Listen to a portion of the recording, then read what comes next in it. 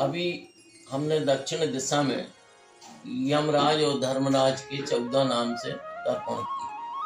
आपको ये 14 नाम की लिस्ट ना हो तो आप केवल धर्मराजाय नमः, धर्मराजाय नमः, धर्मराजाय नमः, यमराजाय नमः, यमराजाय नमः, यमराजाय नमः, इस प्रकार बोल करके ये अंजलि छोड़ते जाए तो ये यम का तर्पण आपका दक्षिण दिशा में हो जाएगा।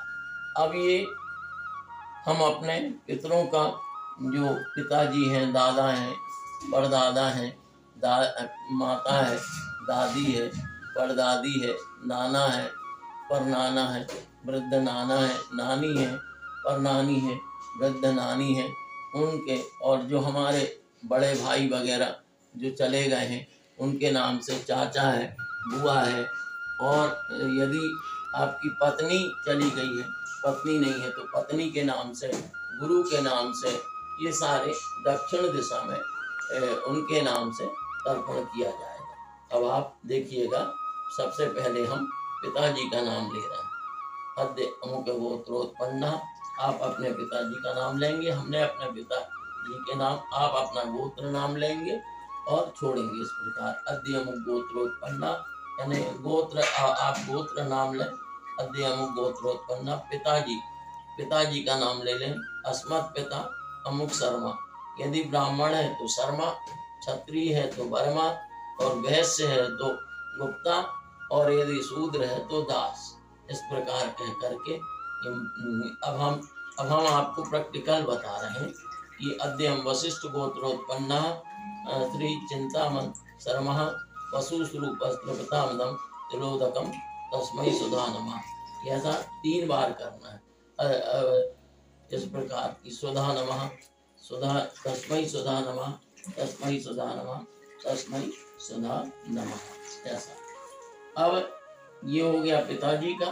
अब आपको अपने दादा का तर्पण करना है, तो गोत्र नाम लेना है और दादा का नाम लेना है। यहाँ पितामह के रूप में आएंगे। अद्यमुक गोत्रोत्पन्ना अस्मत् पितामह, पितामह की जगह आपके दादा का नाम आएगा। अमुक शर्मा रुद्र स्वरूप तृप्तामदम तिलोदकम तस्मै सुधा नमः, तस्मै सुधा नमः, तस्मै सुधा नमः। अब हो गया पिताजी हो गए, दादा हो गए, अब परदादा।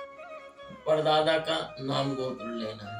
अद्य अमुक गोत्रोत्पन्नः अमुक नामना हम अस्मत् प्रपितामह आदित्य स्वरूपस्त्रप्तादम तिलोदकम तस्मै सुधा नमः, तस्मै सुधा नमः, तस्मै सुधा नमः।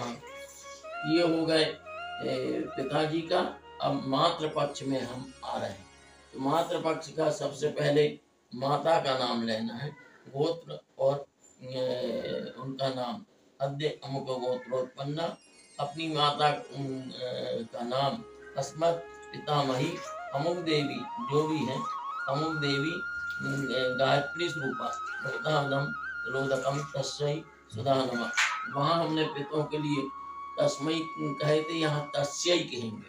तस्यै सुधा नमः, तस्यै सुधा नमः, तस्यै सुधा नमः। अब जो है तो दादी का नाम लेंगे। अद्य अमुक गोत्रोत्पन्ना अमुक नामना अमुक देवी सावित्री स्वरूपिणी तस्यै सुधा नमः, तस्यै सुधा नमः, तस्यै सुधा नमः। अब परदादी का नाम लेंगे। अद्य अमुक गोत्र वही रहेगा, नाम भर बदलेगा। अद्य अमुक गोत्रोत्पन्ना अमुक नामना अमुक देवी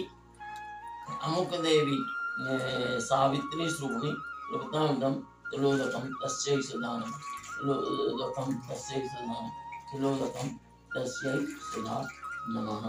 इस प्रकार अभी हमने अपने पितृकुल का नाम लिए और पितृकुल का नाम लेकर के तर्पण किए। अब हमारे जो माता के कुल हैं, जैसे नाना है, तो अब नाना का भी तर्पण किया जाता है, नानी का भी किया जाता है। हाँ, क्योंकि वो अभी हमारे से जुड़े हुए हमारी माँ के पिताजी हैं, इसलिए उनको भी हमको तर्पण करना चाहिए। अब हम नाना का कर रहे हैं, देखिएगा। अद्य अमुक गोत्रोत्पन्ना अमुक नामना। जो भी आपके नाना जी हैं, पशु स्वरूपम तिरोदकम तस्मै तस्मै सुधा नमः, तस्मै सुधा नमः, तस्मै सुधा नमः। ये नाना हो गए। अब इसके बाद परनाना, जो आपके परनाना है उनका नाम गोत्र लेना। अद्य अमुक गोत्र अस्मत् प्रमातामह रुद्र त्रिपतांगम तिलोदकम तस्मै सुधा नमः, तस्मै सुधा नमः, तस्मै सुधा नमः। इसी प्रकार वृद्ध परनाना का नाम लेना।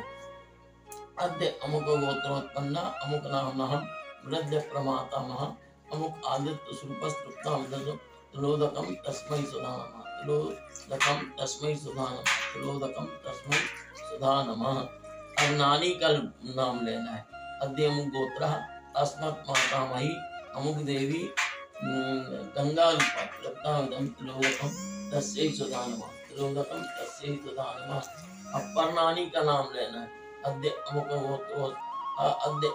गोत्रोत्पन्नः अमुक नामने अस्मत् अस्मत् प्रमातामही अमुक देवी यमुना रूपात्रम तिलोदकम तस्यै सुधा नमः, तिलोदकम तस्यै सुधा नमः, तिलोदकम तस्यै सुधा नमः। अब वृद्ध परनानी यानी उनकी माता।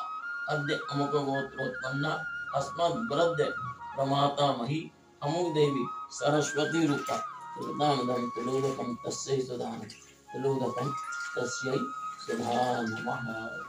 ये हो गया। अब जो नहीं है, जैसे कि आपके बड़े भाई